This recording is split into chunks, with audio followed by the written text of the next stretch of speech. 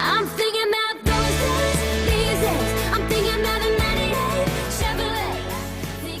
MacKenzie Porter is our featured guest this month, a rising country music sensation following in the path of fellow Canadian superstar Shania Twain, with #1 hits like About You, These Days, Seeing Other People, and a record-breaking collaboration with Dustin Lynch, Thinking About You, which stayed atop Billboard country music charts for a whopping 28 weeks. And she's just getting warmed up. A lifelong musician, MacKenzie has also appeared in numerous film and television projects, such as Hell on Wheels, Travelers, Supernatural, and she even won a Best Actress award for her role in the TV movie The Other Woman. Recently, I had the pleasure of speaking with the Alberta native as she took a break during her current tour to chat about her early music life, the influence of artists like Alanis and Nirvana, making music videos, trailblazing the country music scene, and those life-altering hit songs. Here's how our conversation went. Today, I want to extend a very warm welcome to our special guest here on Everything Zen, country music sensation, MacKenzie Porter. MacKenzie, thank you for being with us. Thank you for having me. I'm so excited to chat. Yes. You were raised in Alberta, close to Big Sky country, lots of cattle, lots of ranches. What was your experience like growing up, and how did it shape your country music perspective? You know what? I think where I grew up, we were about 30 minutes from like the nearest big city. And when I say big city, I'm talking about like at the time, like 50,000 people. So we really didn't have like a lot to do other than like live on a ranch and play music. So that's kind of, you know, was a huge thing that my parents like instilled in us to pick up a guitar when you're bored or go outside, but like it was like music or playing outside or school. And I think that just really formed my love for music and country specifically, because that's what we listened to being out in the middle of nowhere. And also kind of, you know, helped me learn how to play instruments like fiddle and piano and guitar. And, you know, when you have a lot of time on your hands, you can like sit at an instrument for a while. Much more so than when you're an adult, that's for sure. Oh my gosh. I know, like learning an instrument is actually so hard, but as a kid, it's like learning a language. You know, if you can get it done when you're a kid, it's so much easier than an adult, I think. And you've talked about how music was an integral part of your family. What were some of your earliest music memories and influences? So I was in a band called SWAS. My brother, we were all really like into music, but my brother was an amazing singer and he was on Canadian Idol for a while. We all started this like family band where we would tour, and we were kids. We named it SWAS. I won't even go into that part of it, but we played all different sorts of things. Like my songs were a lot of Alanis Morissette, a lot of Dixie Chicks, like some Evanescence, like anything that was kind of, you know, early 2000s. But I grew up like listening to the Chicks, Garth Brooks, Shania Twain, Celine Dion, and then all the way to like Britney Spears and like Backstreet Boys and Hillary Duff, like all over the map. Not a lot of like pop country music. And that's kind of what like formed, you know, my influences. Live music is coming back to the Calgary Stampede this July. The Stampede, of course, is one of the largest rodeo outdoor music events in the world. Did you frequent the Stampede a lot in your youth? I did. I mean, when I was a little bit older, probably like 18 and on, I filmed a TV show there called Hell on Wheels, and I filmed for 3 years. And so I went every year when I was filming. Nice. But before that, like we were such small town people. Like I didn't even get up to Calgary a whole lot because I grew up like 3.5 hours away. So as a kid, not so much, but as a young adult, yes. You mentioned Hell on Wheels, and interestingly, it was acting, not music, that had you relocate to Vancouver. You had roles on Supernatural, The Haunting Hour, Travelers. When did the acting bug bite you? Kind of at an early age too. I started with an acting coach in my hometown around 13. I signed with my agent probably a year later at 14, and then I booked my first like lead on a series at 16, and I fell in love with it. Like I spent half my year in school, in high school, and half of it on set, and had tutors and that whole thing. And I loved filming, and I loved, you know, playing different characters and becoming somebody else. And then I moved out to Vancouver as soon as I graduated. Was there ever a tug of war between music and acting? And if so, how did you resolve it? There is now. I feel like, you know, when I was younger, I didn't have like a whole lot going on in both. And so I was able to just kind of like take whatever opportunity was in front of me at the moment. But now with music being so busy, I still audition. I'm doing an audition this afternoon. I did one yesterday. Wow. Yeah. So it's a little bit harder with scheduling now because everything is so busy. So, you know, in my mind, it's like, if the right opportunity came in film and TV, then I would jump on that. And if the right touring opportunity came, I would jump on that, and just kind of, I'm trying to just keep both going at this point. You signed with Big Loud in Nashville in 2018 as their first Canadian artist, and then went on to have 3 #1 hits on Canadian country charts, not seen since the likes of Shania Twain. Did life change for you at that point in time? Was it scary? Were you more confident? Definitely more confident, and definitely, it's funny, it kind of like gets scarier the more success you have, or not scarier, just like the pressure's on. You know, now Dustin Lynch and I had a 4th #1 at Canadian radio. And so, you know, as you go on, as you go into like 5 and 6, it's like, well, you better come out with some really strong songs now because of the history. No sophomore slump. Yeah, exactly. So it's kind of like a double-edged sword, where it's like it gives you more confidence, and it also puts on more pressure. Yeah.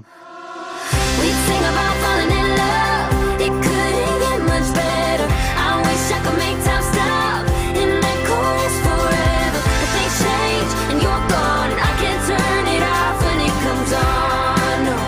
Now it's just another one of my drinking songs. I want to talk about Drinkin Songs, your American debut. How did that project materialize, and what was your overall vision for bringing those songs together?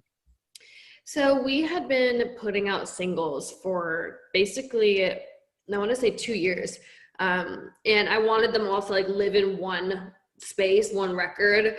And so I kind of took the songs that reacted the most and that people fell in love with and I fell in love with, and added a couple more to like finish off that body of work so I could move on to where I'm at now, my new record, I guess. I just kind of wanted to like wrap it up, put it behind me so I can go on to the next project. Is there a difference in the Canadian country lifestyle versus the country lifestyle here in the US? I think so, a little bit. You mean as far as just like a fan and like living a country life kind of, or are you talking about music? Well, a little bit of both, actually. I think the lifestyle is very similar. I mean, like I said, grew up on a cattle and bison ranch, and then in Canada, and then my husband's family is from South Carolina. They kind of live in the country. So it's funny, like other than the accent, the Southern accent and the Canadian accent, they're very similar. Like both our families kind of do the same things, act the same way, like have the same goals and morals kind of. And then as far as music, I think the Canadian scene is smaller. So maybe it's a little bit more competitive in the US.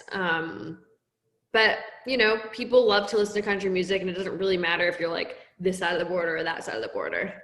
Right. It's about words that hurt, the verses burn, the worst mistakes and lessons learned, and getting what you deserve instead of getting back what you had to lose. Yeah, boy, this one's about you. About You is such a good song, and it's ironic because it starts out with this song ain't a summertime song meant to make you sing along, yet it does. And it has sort of a Taylor Swift dynamic going on as she's written about breakups and failed relationships. And my question is, now that you are happily married, has your songwriting and music changed to where you wouldn't write about failed relationships and heartbreak? No, I'll still write about that. I still love I kind of love going back to those moments in my life and like feeling those heartbreak feelings again. I know that sounds so bizarre, but like I don't know if you're the same way, but if you listen to a sad song, it's like nostalgic to think about that past person or that past love. And I don't know, when I hear a sad song, I connect a little bit more. Maybe I'm like a little bit sad inside, not in my relationship or anything like that, but I just kind of grab onto a good heartbreak song. I love it. And so I'll love to keep writing that as well. Nostalgia is a large part of music, I think. It really is. You know, there's a few things that like can take you back. I feel like is like music, sense, smell, like a good cologne of like a past boyfriend or a perfume of your mom or your friend or whatever. That always takes me back, you know, just as much. And that feeling of like nostalgia is one of my favorite feelings. You talked about Dustin Lynch, and you had a #1 hit with Thinking About You. How did that collaboration come about? Did you have any idea that it would be as successful as it became?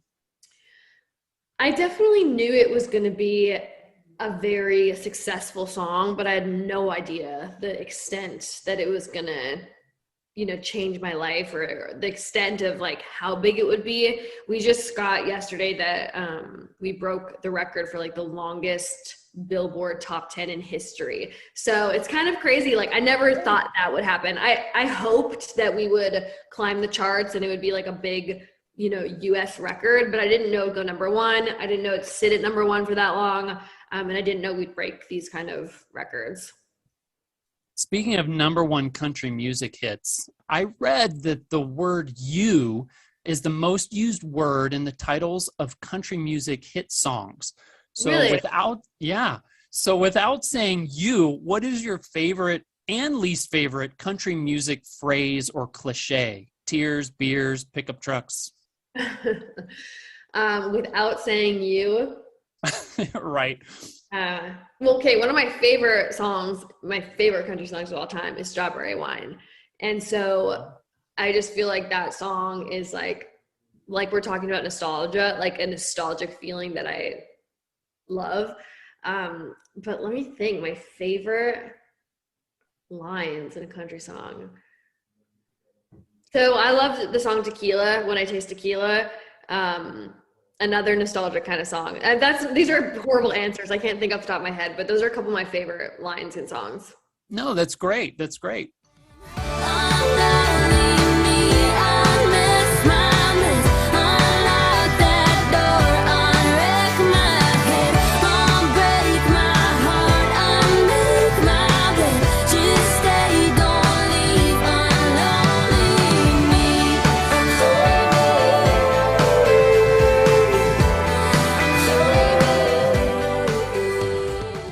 Unlonely Me has a very carefree, airy vibe to it. It's kind of like a pandemic plea of sorts where you're looking for a connection and you're looking for companionship.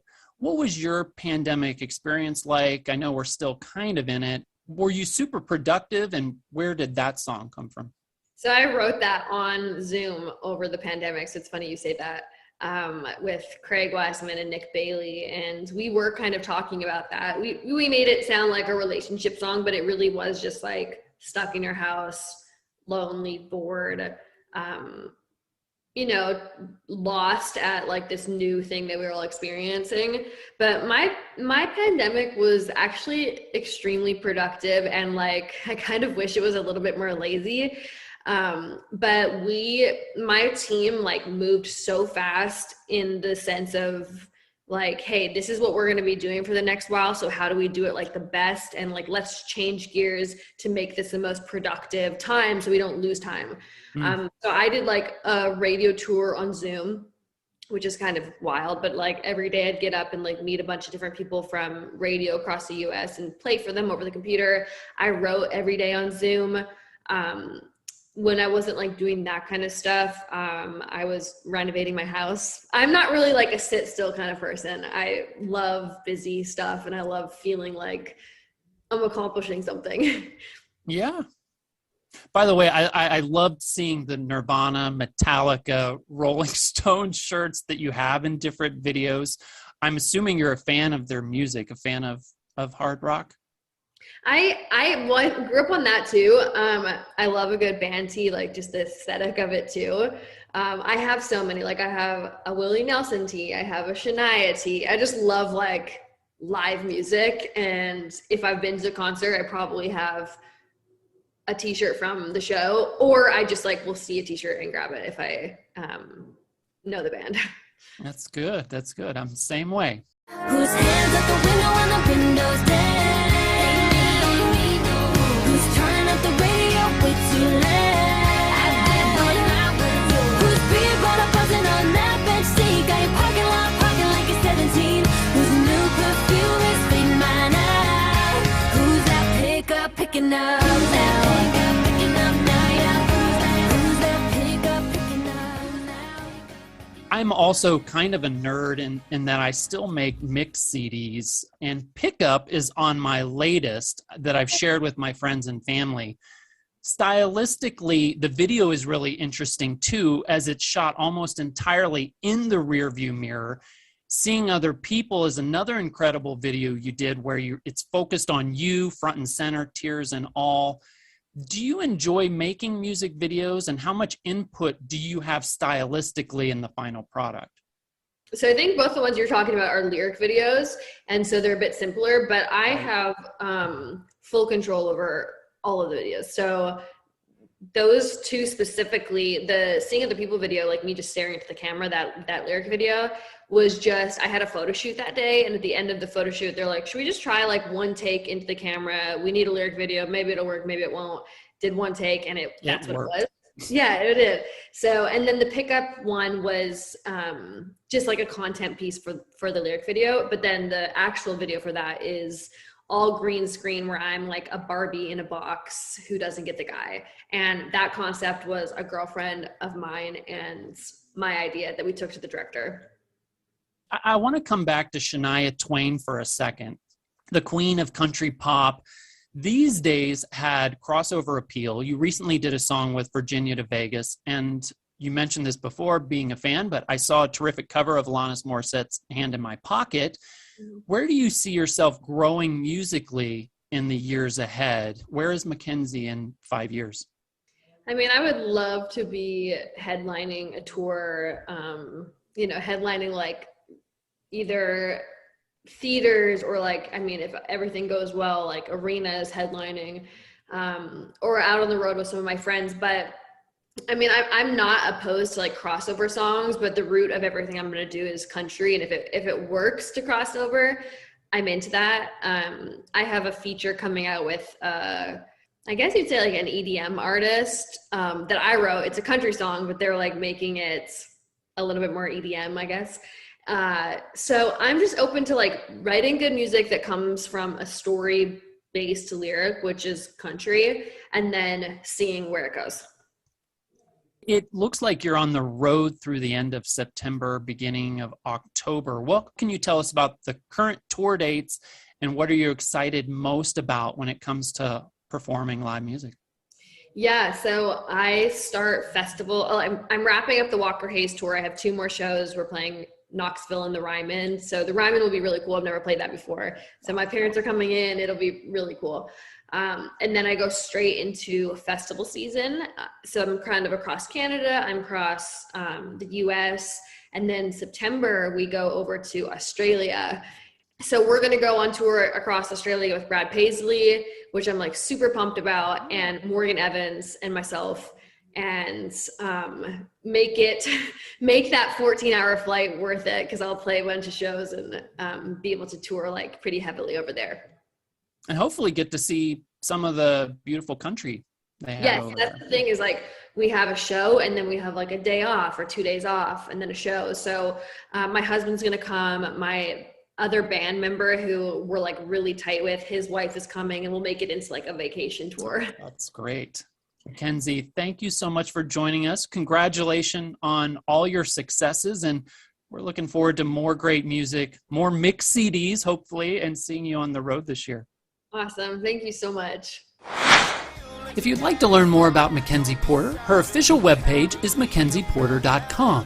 You'll find all kinds of music videos, news, and tour info as MacKenzie travels from Las Vegas to Sydney, Australia, alongside Brad Paisley. And of course, you can access MacKenzie Porter's entire music catalog on all major music sources, from iTunes to Pandora to Spotify.